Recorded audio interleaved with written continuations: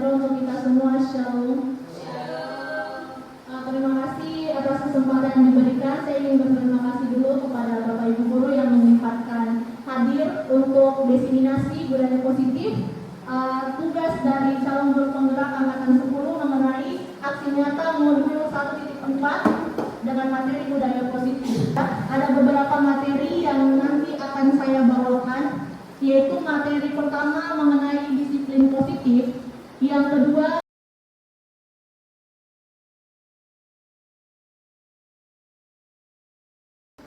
kita mulai dari pengantar dulu.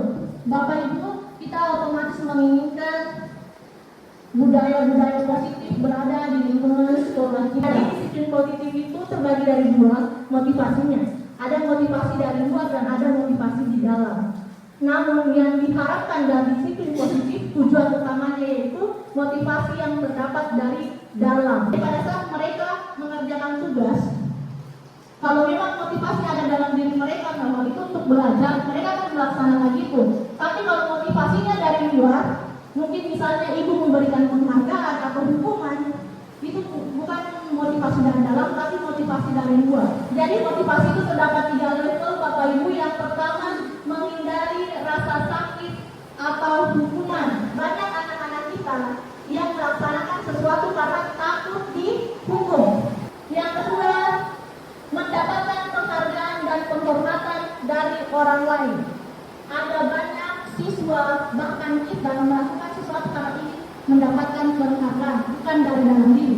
Anak-anak belajar ingin mendapat penghargaan apa? Nilai yang bagus. Yang ketiga,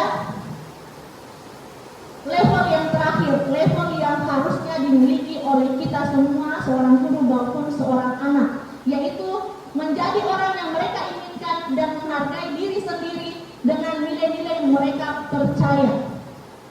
Hari ini saya terlambat ke sekolah. Saya tidak ingin terlambat sekolah karena apa? Takut dihukum. Itu adalah motivasi penghukum level 1. Tapi pada saat mereka mengganti pola pikirnya, hari ini saya tidak ingin terlambat sekolah karena apa? Karena saya memiliki komitmen. Itu nilai yang ada pada diri mereka. Berarti itu motivasi yang ada dalam diri orang itu sendiri. Baik, kita masuk ke nilai-nilai kebajikan. Nah, nilai-nilai yang dibahas tadi itu mengenai nilai kebajikan, Bapak Ibu. Jadi nilai-nilainya itu ada integritas, ada nilai kasih sayang, ada nilai menghargai, berkomitmen, keamanan, kesehatan, kenyamanan. Bayangkan Bapak Ibu, kalau kita hari ini saya kasih contoh, saya tanya, kenapa kalian menggunakan masker pada saat COVID? Kenapa menggunakan masker ke sekolah? Jika anak-anak mengatakan bahwa ibu, katong pakai masker di sekolah karena disuruh, di sekolah disarankan menggunakan masker, jadi kita menggunakan masker. Berarti dia belum mengetahui bahwa mereka memiliki nilai. Tapi kalau mereka bilang, ibu katong pakai masker karena kesehatan, itu berarti dia menghargai nilai yang ada pada dirinya. Sekarang kita masuk ke kebutuhan dasar manusia.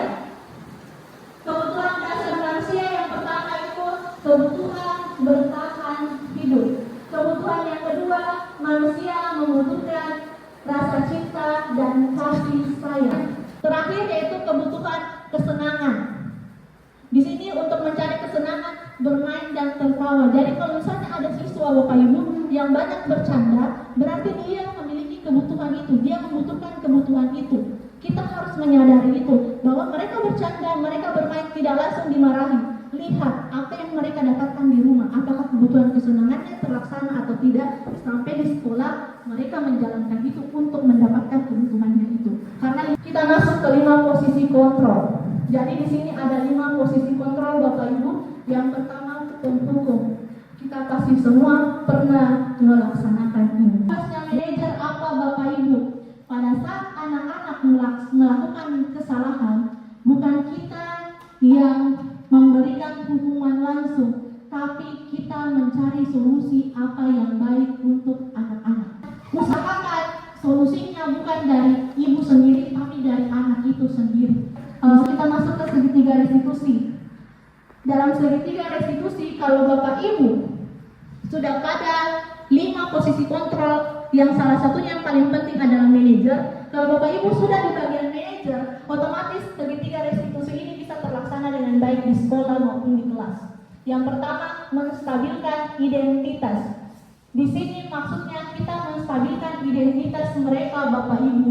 Pada saat anak berbuat salah, kita tidak serta-merta mengatakan bahwa itu salah, tapi kita harus mengatakan kepada anak-anak, semua orang pasti pernah berbuat salah. Kita berusaha memberi pemahaman pada murid-murid bahwa kesalahan merupakan bagian dari pembelajaran.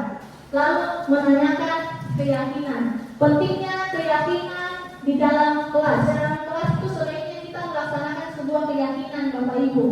Misalnya dalam kelas kita bertemu dengan siswa, keyakinan kelas apa yang kalian ingin ciptakan? Misalnya menghormati, tanggung jawab, berkomitmen. Nah, di sini pada saat anak-anak melakukan kesalahan, kita bisa menanyakan saja keyakinan kelas apa yang kamu langgar. Kita sudah berkomitmen, kita sudah melaksanakan keyakinan kelas apa. Misalnya berkomitmen ibu. Terus kenapa kamu langgar? Pasti ada alasannya. Itu yang namanya menanyakan keyakinan kelas. Terkadang siswa itu datang terlambat. Terima kasih. Apakah push up dan lari yang sudah termasuk dalam kegiatan olahraga ini termasuk hukuman? Bapak Ibu, selama hanya mereka yang mendapatkan kegiatan itu dan dalam konteks dia terlambat ke sekolah, berarti itu adalah sebuah hukuman. Siswa mendapatkan pemanasan, ya kan? Hasilnya para siswa si A ini dia datang terlambat. Saya tadi bilang lihat konteksnya, kalau misalnya pemahaman apa seperti ini, yang lain tadi sudah melakukan pemanasan, kalian terlambat bikin pemanasan dulu. Itu bukan hukuman, karena ini kan tugasnya, tugas kerja. Tapi kalau pembahasannya Bapak bilang, kamu datang terlambat, lari dulu, itu hukuman atau bukan? Pasti hukuman. Tergantung dari konteksnya Bapak saja. Oke, Bapak Ibu, mungkin hanya ini yang bisa saya sampaikan, kurang dan lebihnya mohon dimaafkan. Semoga dari pembelajaran budaya positif dilaksanakan dengan baik di sekolah maupun di kelas. Selanjutnya, wassalamualaikum warahmatullahi wabarakatuh. Shalom.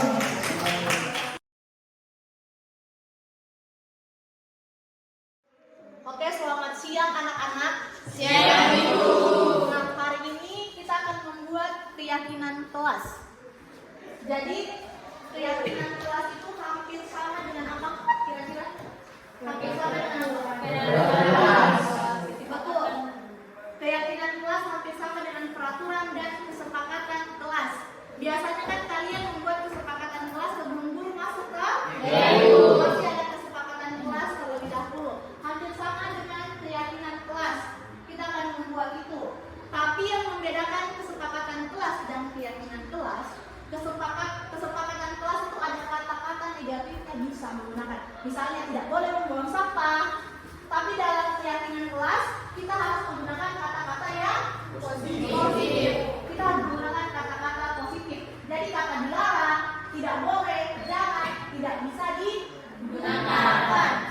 Nah, di sini Ibu akan memberikan kalian sticky note. Kalian harus mengisi. Di sini kalian akan mengisi kira-kira kesepakatan kelas apa atau keyakinan kelas apa yang kita akan laksanakan di kelas ini. Jadi satu orang satu keyakinan. Kira-kira di kelas ini mau membuat keyakinan apa yang harusnya diubah di kelas ini. Misalnya kalian buat di sticky note. Habis membuat itu, nanti satu persatu Ibu akan suruh tempel di sini. Lalu kita bacakan. Mengerti?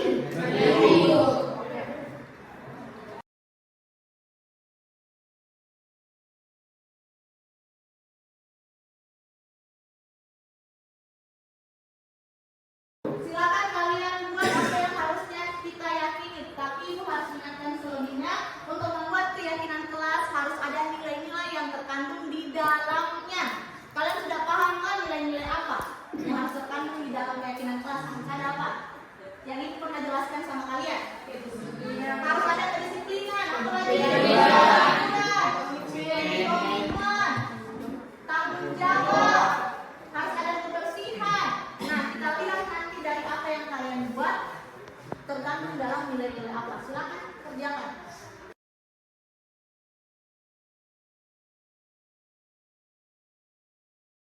Kalau sudah, mungkin dari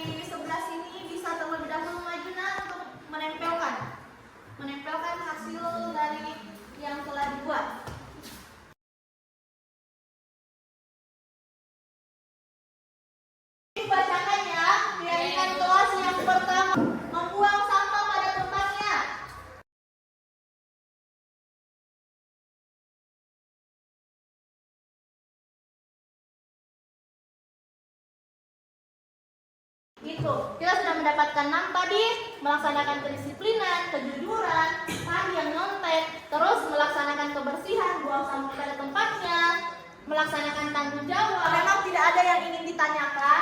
Ibu berharap keyakinan kelas ini bisa kita aplikasikan mulai hari ini. Ini menjadi kesepakatan kita bersama. Bisa diaplikasikan atau tidak? Bisa, Bu. Harus bisa karena ini keyakinan yang buat kalian sendiri. Seperti itu ya. Jadi kita mulai hari ini sampai ke depan kita harus melaksanakan keyakinan kelas. Kalau kalian terlambat ke sekolah, otomatis kalian melanggar keyakinan kelas mengenai apa? Kedisiplinan. Oke. Mungkin hari ini itu saja yang bisa Ibu paparkan. Kita sudah membuat keyakinan kelas. Keyakinan kelas nanti ini kita akan tempel di dinding supaya menjadi pengingat buat kalian untuk melaksanakan keyakinan kelas. Oke, terima kasih untuk kesempatannya anak-anak. Silakan bergegas. Hari ini sudah tidak ada jam. Kalian siap-siap untuk pulang, ya Ibu.